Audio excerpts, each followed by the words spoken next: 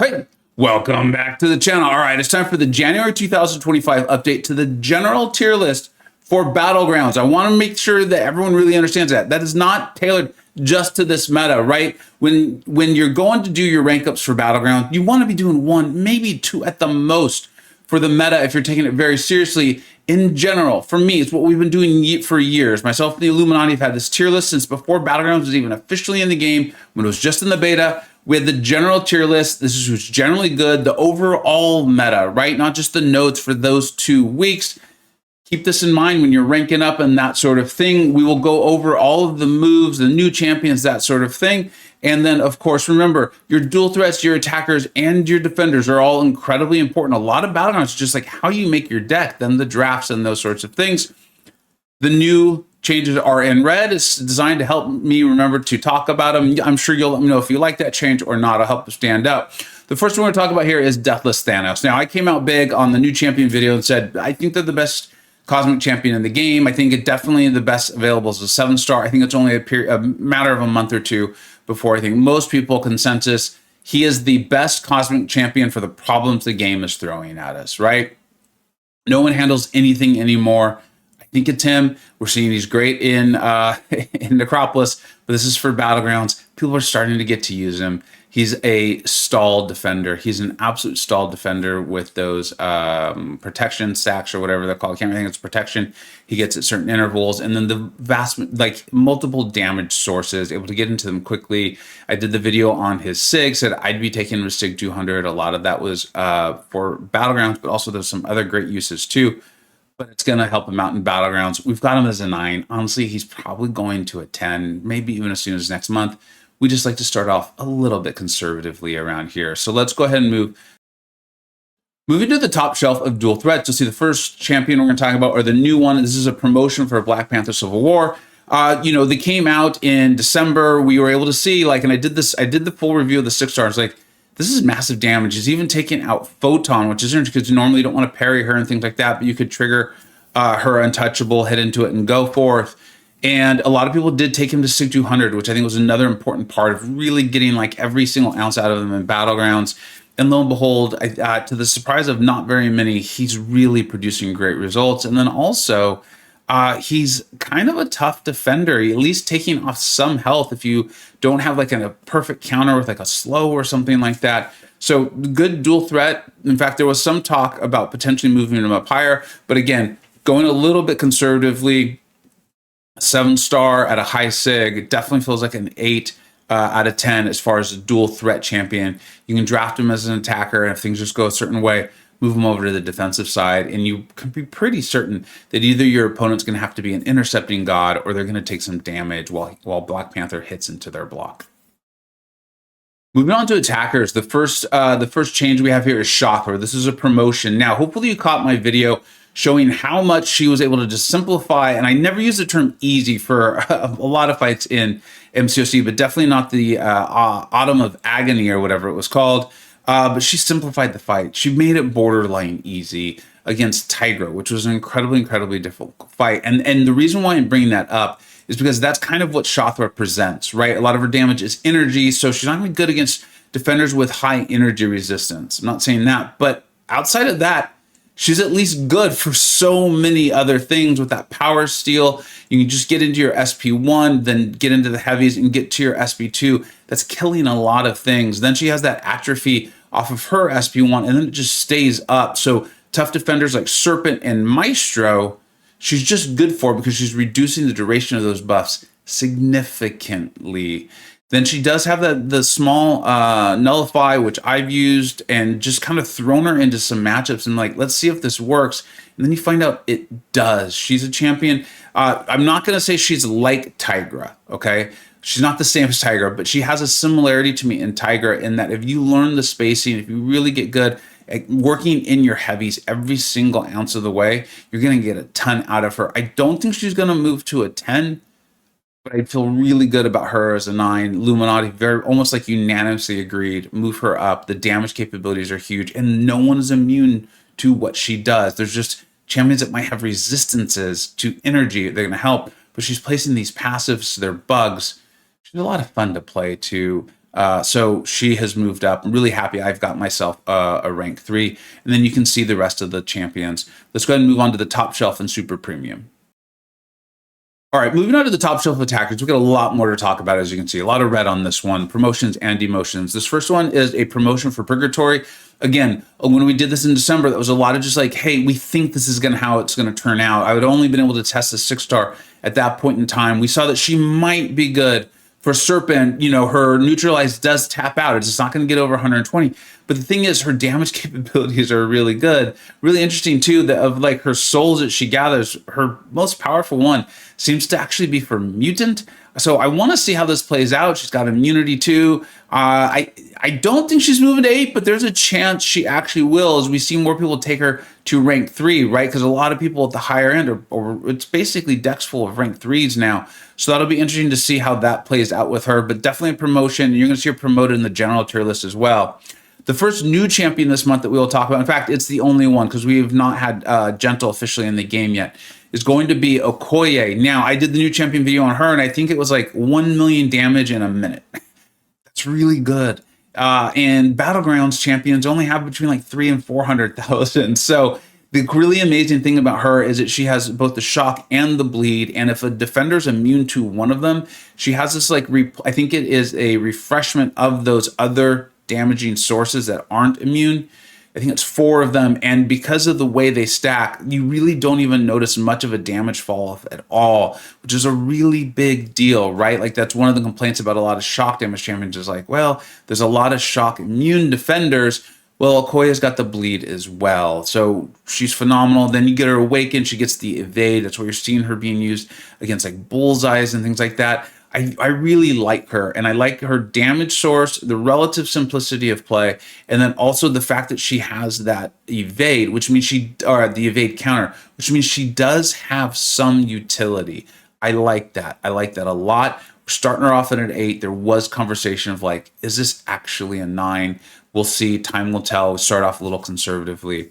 And then, I always like to welcome the newest members in the Illuminati in the video. We've done that for MCoC Encyclopedia. If you haven't heard that yet, welcome MCoC Encyclopedia. Hopefully you enjoyed all the top 10s and everything that he has been putting out. And of course, all the phenomenal guides and champ reviews.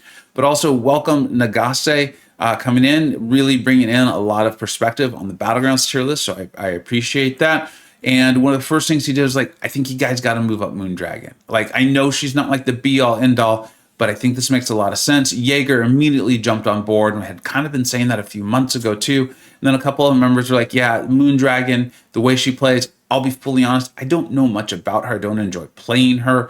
But when those players or when 3 or 4 Illuminati members come in and say like, hey, we really agree with this, and they're talking about like a promotion to a 7 or something like that, we got to reflect that. We've got to do it. That's one of the main reasons they're here, getting all this information out, all that knowledge share. So right there, Moondragon, a 7. Moving on, we'll now talk about Bishop. This is unfortunately a demotion, and you're going to see this start to be happening right now, okay? Is one of the things that happened over the course of last year was Mutant got significantly better because new mutants came out. There were 2024, 2025 strength levels, right? And that started to evolve the relationship, started to evolve the class, it started to evolve the relationship between them and tech and them and skill.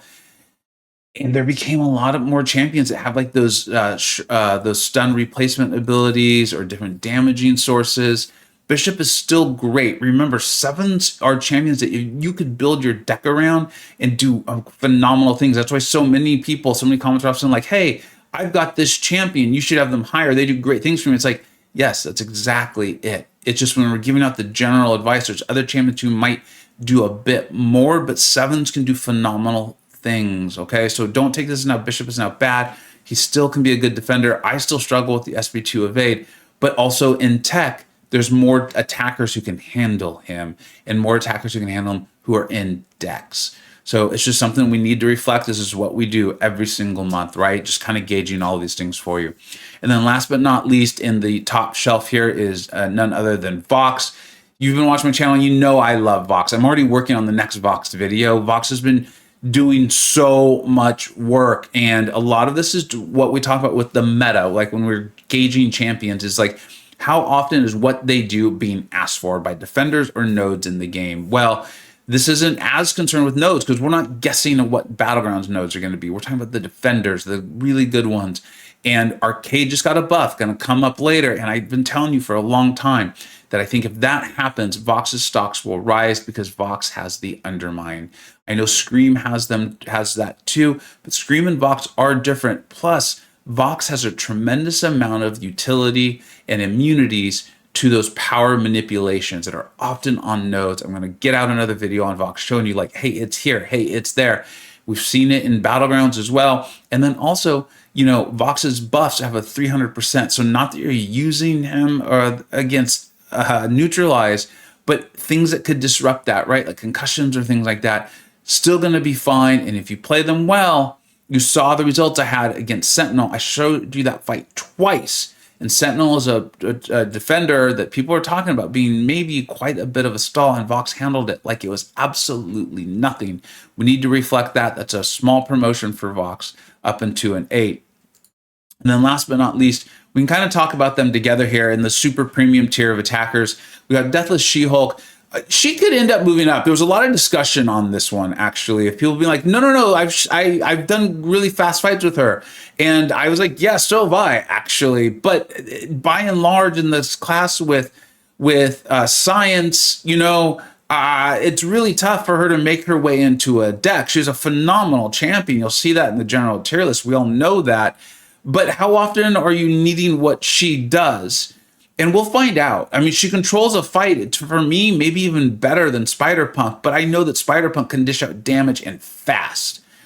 She-Hulk, I'm not sure she can do that on a regular basis. We feel confident starting her off as a 6, and if she moves up to a 7 or 8, that's great. We'll reflect that. And if you already have her ranked up and you enjoy using her in Battlegrounds, hey, you're good to go. You're just ahead of the curve on this one, but we wanted to start off conservative. And then Sandman, this is just a bit of a demotion. Sandman can be really good. As a 7-star, you can see we always had that 7-star emoji there for Sandman. But again, if you're looking for someone to like reverse power gain or do all these things, like we've got Count Nefaria, right? We've got a tremendous amount of champions. We've got Spider-Punk just handling the fight for you. We've got Morbius who can nuke it down. We've got Human Torch, Mr. Negative. Like I could just read you the science list and you'll see who they're competing with. And in my opinion, they're just not as default good as certain meta can raise them up, like a certain node set. But as far as just general meta of the game in Battlegrounds, they're more of a 6, and so we're reflecting that. All right, let's go ahead and quickly talk about the defenders.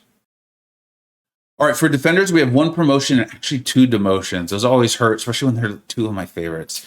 Arcade is a promotion. They came out, they being Cabana came out and said, hey, we're buffing him. We want him to be a stronger defender. It looks like they even made him a stronger attacker too. But what they've done is they've made it more necessary for you to have an Undermine buff, right? And we've talked about that. That's one of the reasons why Vox is being promoted. Not just a single defender is going to do that for an attacker, but this was like the thing that pushed us over the edge. Like Vox was already really good to begin with, and we talked about Vox potentially being an 8. Well, an Arcade buff means Arcade's going to be indexed more. You're going to see Arcade more, and he's a good enough defender. It looks like he's going to be a lot harder to just play around. It looks like both the specials may be causing problems, so you can't just force him to the special too.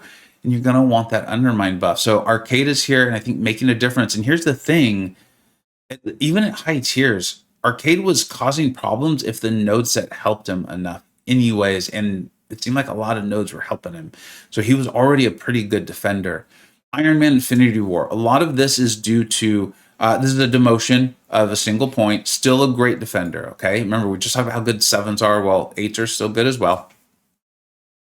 That with the Cosmic class also getting some new bangers like Medusa, I've shown you that. Thanos, of course, Scream as well, who can just defeat Iron Man, like flat out turn him off with the armor shatter ability. That's going to lower his score because there are more attackers who are readily available, who are constantly or often in decks, who can also take other defenders, right? When you put in, you're not just putting in those attackers for Iron Man Infinity War. You're saying like, hey, Medusa can handle X, Y, and Z, Onslaught and Iron Man Infinity War. And then so on and so forth. You obviously follow, which means Iron Man Infinity War. This one hurt because I really love Iron Man and I really think he's a great defender. And I'm not saying his day in the sun is over.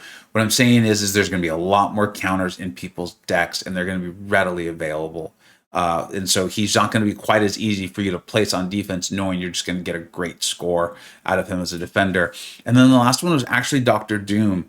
And again, this was like why one of the many reasons we have the Illuminati is they came in, they're like, hey, Vega, he ain't doing it anymore. I know you've got him in the dual threats and maybe at like really low tiers that is still happening, but by and large, he's going to be way too slow as an attacker. Despite being a great champion, he's going to be way too slow as an attacker more often than not.